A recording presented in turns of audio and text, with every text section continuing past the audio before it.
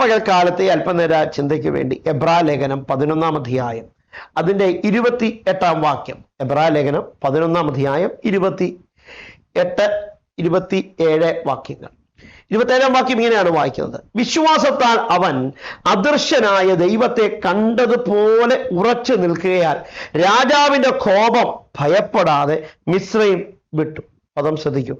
ഈ ഒരു വാക്യത്തിൽ എന്നെ വല്ലാതെ ചിന്തിപ്പിച്ച ഒരു പദം, അദൃശ്യനായ ദൈവത്തെ കണ്ടതുപോലെ ഉറച്ച് നിന്നു. ഞാൻ നിങ്ങളോട് ഒരു ചോദ്യം ചോദിക്കട്ടെ. എന്നെ കേൾക്കുന്ന കേൾവിക്കാരിൽ പലരും വിശ്വസിക്കുകയും വിശ്വാസ സ്നാനം സ്വീകരിക്കുകയും ദൈവകൃപയെ നിൽക്കുകയും ചെയ്യുന്നവരാണ്. എൻ്റെ ചോദ്യം, ആദ്യകാലത്തിലെ വിശ്വാസ ജീവിതത്തിനുണ്ടായിരുന്ന ദൃഢതയും ആ വലിയ വാഞ്ചയും ആഗ്രഹവും ഇന്ന് താങ്കൾക്കുണ്ടോ? എവിടെങ്കിലും കുറവ് സംഭവിച്ചോ എന്നത് വളരെ ഗൗരവമായി നാം പരിശോധിക്കേണ്ട ഒരു കാര്യമാണ്.